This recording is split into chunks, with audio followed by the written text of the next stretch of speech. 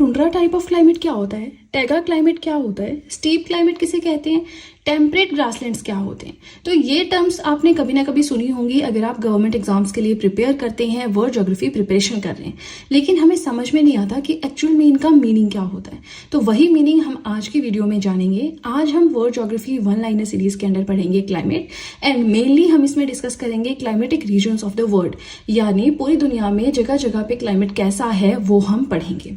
ठीक है, अब देखिए क्लाइमेट क्या होता है। वेदर एक अलग चीज है, क्लाइमेट अलग चीज है। तो इन दोनों टर्म्स का मीनिंग अगर आपको समझना है, डिस्क्रिप्शन बॉक्स में अपने एक वीडियो का लिंक मैंने दिया है जहां पे इन दोनों को बहुत अच्छे से मैंने एक्सप्लेन किया है। ठीक है, आज हम सिर्फ और सिर्फ फोकस करेंगे on the climatic regions of the world. Now आगे चलने से पहले हम दो चीजें जान लेते हैं, that which is the coldest place in the world. पूरी दुनिया में सबसे ठंडा इलाका या ठंडी जगह कौन सी है, वो है वर्खोयांस्क विच इज इन रशिया।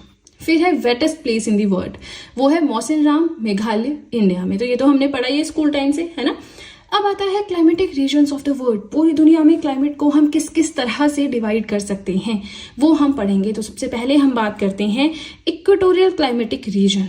अब देखिए, इसके लिए आपको लैटिट्यूड्स की समझ होनी चाहिए, आपके सामने वर्ड मैप लगा होना चाहिए, ताकि आप बार बार देख सकें। जब मैं लोकेशन बताऊं, जब मैं वहां की स्पेसिफिकेशन बताऊं, तो आप समझ सकें। अगर आप इसे सीधे रटने बैठेंगे तब तो देखिए इन चीजों में रट्टा मारना ही मुश्किल है, क्योंकि हम 7 या 8 तरह के क्लाइमेट टाइप पढ़ेंगे, तो आप कैसे याद करोगे। ठीक है ना। चलिए, तो आपसे सबसे पहली रिक्वेस्ट तो यही है कि मैप आपके सामने लगा होना चाहिए, तभी आप इसे समझ पाएंगे। ठीक है। नाउ इक्वेटोरियल क्लाइमेटिक रीजन, तो समझ लीजिए इक्वेटोरियल है मतलब इक्वेटर के आसपास है। इक्वेटर कहाँ पे होता है, 0 डिग्री पे होता है, जो कि अर्थ को नॉर्दर्न और सदर्न दो पार्ट्स में डिवाइड करता है, दो हेमिस्फीयर्स में डिवाइड करता है। अब 10 डिग्री नॉर्थ से 10 डिग्री साउथ के बीच में ये रीजन मिलता है। ठीक है, लोकेशन आप यहाँ पे देख सकते हैं। Amazon basin South America, Zaire basin Africa, South East Asia mainly islands वाला जो पोर्शन है, वहां पे आपको इस तरह का क्लाइमेट देखने को मिल जाएगा। बहुत ज्यादा बारिश होती है, हैवी प्रेसिपिटेशन होता है, 150 सेंटीमीटर एक साल में। ठीक है ना। ये रीजन जो है नेचुरल रबड़ के लिए जाना जाता है।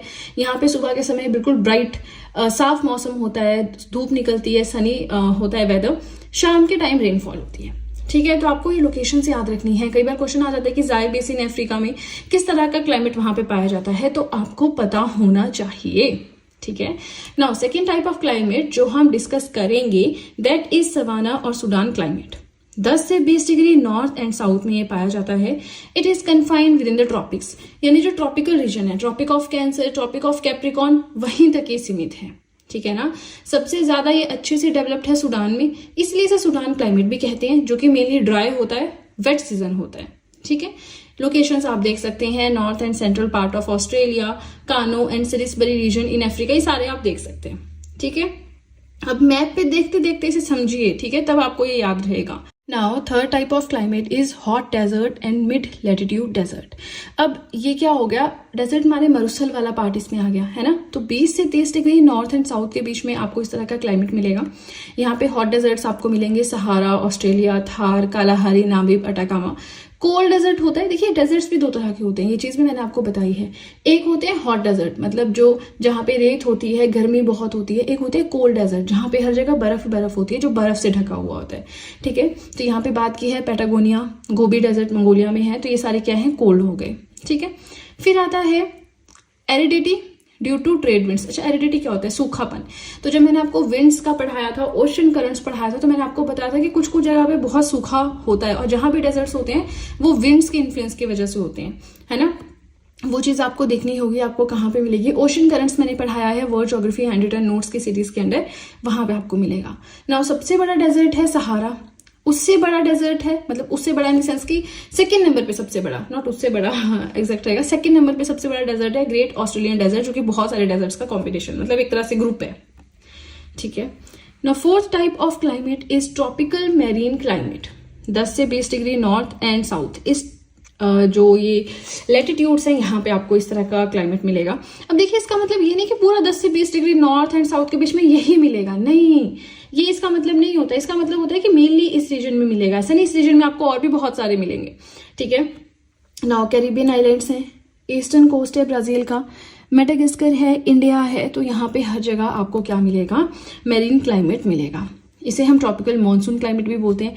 अब आप रिलेट कर पाएंगे ना ट्रॉपिकल मानसून क्लाइमेट और इंडिया से, राइट। एनुअल रेनफॉल होता है 100 से 150 सेंटीमीटर्स तक।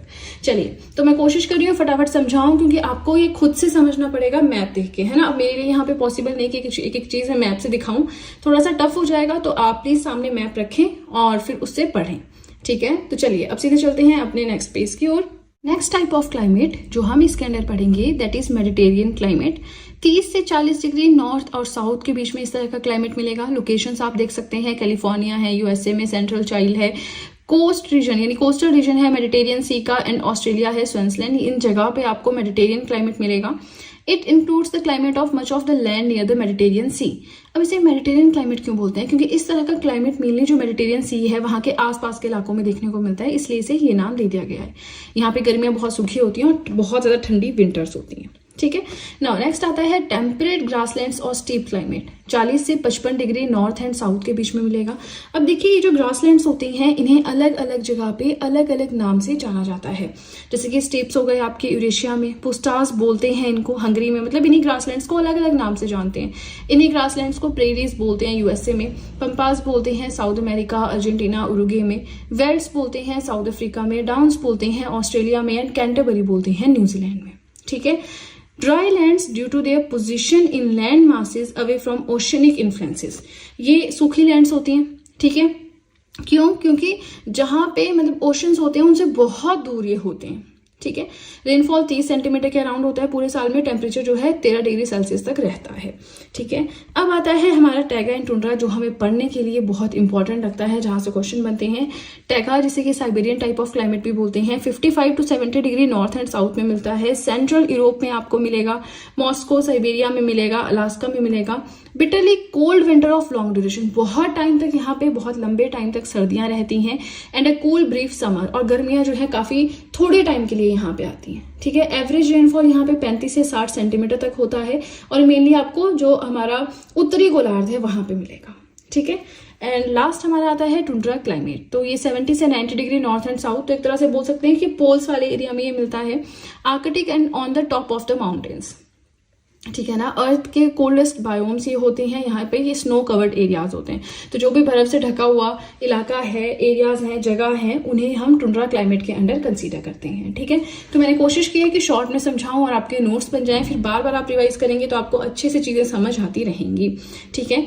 इसी के साथ आप चाहें तो मुझे टेलीग्राम पे ज्वाइन कर सकते हैं। मैंने अपना टेलीग्राम अकाउंट बनाया है, लिंक डिस्क्रिप्शन बॉक्स में दिया है।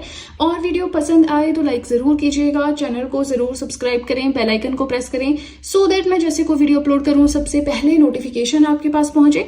प्लस जो भी आपके फ्रेंड्स हैं जो भी गवर्नमेंट एग्जाम्स के लिए प्रिपेयर कर रहे हैं, उनके साथ भी मेरे चैनल का लिंक जरूर शेयर करें, so that in hand written notes का उन्हें भी कुछ फायदा हो सके। तो चलिए फ्रेंड्स, आज के लिए इतना ही। अब हम मिलेंगे नेक्स्ट वीडियो में। So that's it and see you soon.